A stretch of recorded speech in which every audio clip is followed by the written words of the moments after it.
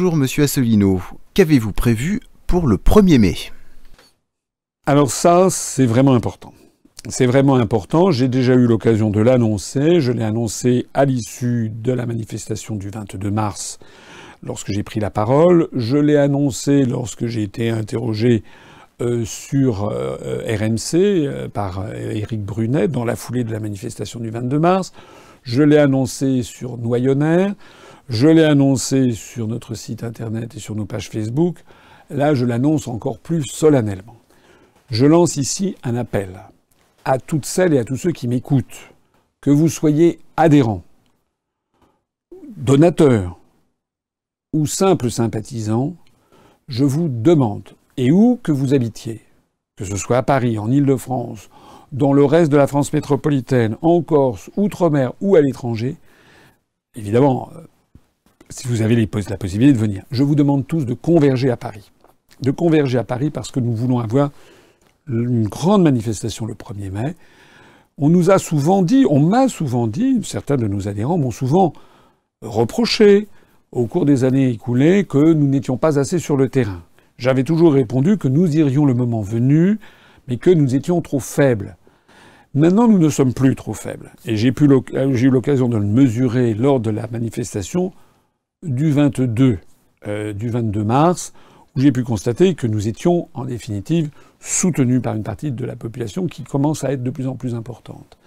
Donc ce que je vous demande de faire, c'est de vous mobiliser pour être le 1er mai, en tout début d'après-midi, à Paris. On vous donnera le lieu précis, ce sera très probablement du côté de la gare de l'Est, de la gare du Nord, ou peut-être de la République. En général, le défilé du 1er mai va de la République à la Nation en passant par la place de la Bastille, donc c'est un long défilé. S'il y a beaucoup de manifestants, ça peut remonter jusqu'à la gare de l'Est ou à la gare du Nord. On vous précisera ça, c'est quand même dans un peu plus d'un mois. Mais ce qui est important, c'est que nous soyons le plus nombreux possible. L'année dernière, lors du 10e anniversaire de l'UPR, le 25 mars 2017, il y avait eu 6500 personnes qui étaient venues de toute la France et notamment de l'Île-de-France. Je vous demande de tout faire pour que tous ceux qui sont venus l'année dernière pour les 10 ans reviennent cette année, non pas cette fois-ci pour les 10 ans, mais pour le 1er mai. Les 10 ans de l'UPR l'année dernière avaient été et sont restés dans les mémoires comme un moment absolument formidable, presque magique. On était extrêmement nombreux dans un immense hall, il y avait une ferveur générale. Tout ça lançait l'élection présidentielle sous les meilleurs auspices. Sauf que les grands médias, contrairement à ce que je pensais, ont pratiquement fait la loi du silence sur cette réunion. On a eu, dans le meilleur des cas, une image de 10 secondes, de 15 secondes sur un tel ou tel journal télévisé, et ça a été tout. Il n'y a eu aucune reprise dans les grandes radios, les grandes télés, les grands journaux, les grands magazines. Personne pour dire « c'est quand même incroyable ». Ce mouvement dont on n'avait jamais entendu parler avait réussi à rassembler autant de monde que François Fillon et les Républicains au même endroit 3 semaines auparavant. Et plus de monde, beaucoup plus de monde que le Parti socialiste. Les médias avaient fait le silence là-dessus. Eh bien, cette fois-ci, cette année, ils ne pourront plus le faire. Parce que si nous sommes 3 000, 4 000, 5 000, 6 000, 7 000, 8 000, 9 000, 10 000, pourquoi pas, puisque nous avons beaucoup d'adhérents, ne serait-ce qu'en Île-de-France, mais venant de toute la France. Et puis, il n'y a pas besoin d'être adhérents, des sympathisants. Si nous arrivons à être 5 000, 6 000, ce sont plusieurs centaines de mètres, 500 mètres, 600 mètres, sur le boulevard de Magenta, sur le boulevard Beaumarchais, place de la République, etc., qui seront là à défiler avec les slogans, avec les bannières, avec les pancartes et les affiches de l'Union populaire républicaine. Et les médias ne pourront cette fois-ci plus nous cacher, puisque nous défilerons au vu au su de toute la population parisienne. Il faut savoir que le 1er mai, il y a des dizaines de milliers de personnes qui ne participent pas à la manifestation, mais qui regardent la manifestation passer. Je rappelle que le 1er mai est un jour férié pour tout le monde. Le 1er mai se tient un mardi cette année. Je vous demande donc de faire tout votre possible pour venir en masse organiser du covoiturage. Nous avons des délégués qui vont organiser également des autocars pour partir des différents coins de France. Venez en masse également depuis l'Île-de-France. Faites du covoiturage.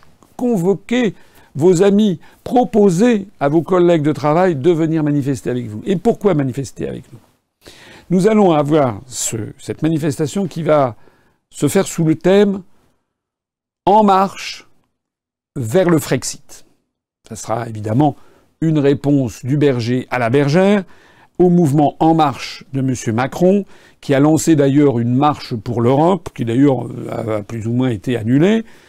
Nous considérons que M. Macron propose aux Français d'aller en marche vers le précipice, d'aller en marche vers la destruction, d'aller en marche arrière pour la destruction des services publics, de nos acquis sociaux, de notre niveau de vie, de notre patrimoine public et privé. Nous allons en marche vers le futur, parce que le Frexit, c'est le futur, comme le Brexit est le futur du Royaume-Uni. Ils seront d'ailleurs sortis à la fin du mois de mars 2019, c'est-à-dire dans un an, presque jour pour jour. Nous disons le Frexit est l'avenir de la France, comme l'Italexit est l'avenir de l'Italie. Nous allons donc mettre ceci en tête de cortège. Et puis nous réclamerons également, parmi les slogans, la liberté d'opinion en France et le déverrouillage des médias.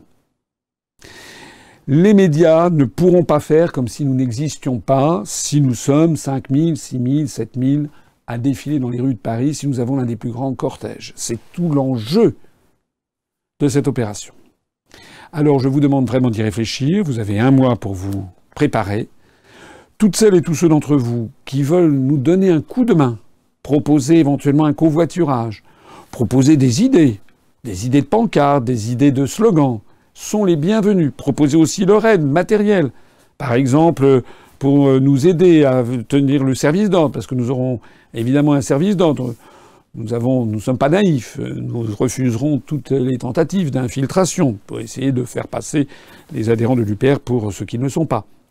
Donc, si tout ceci vous intéresse, vous pouvez nous écrire d'ores et déjà à une adresse spécifique que nous avons créée, qui est la suivante, qui apparaît sur l'écran, 1er mai, 1 ERMAI, 1er mai, @upr.fr.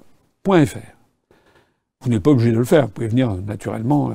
Mais si vous voulez, dans les semaines qui viennent, nous proposer vos idées, vos services, votre covoiturage, vous pouvez nous écrire à cette adresse courriel. Je ne saurais trop insister sur la nécessité qu'on se mobilise. Croyez-moi,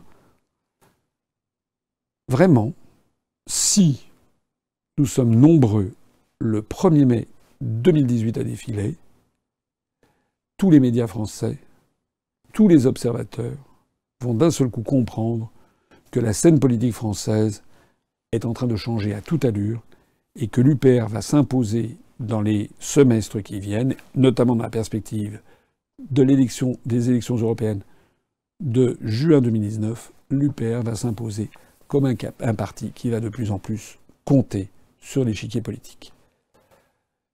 Je compte sur vous. Vive la République et vive la France.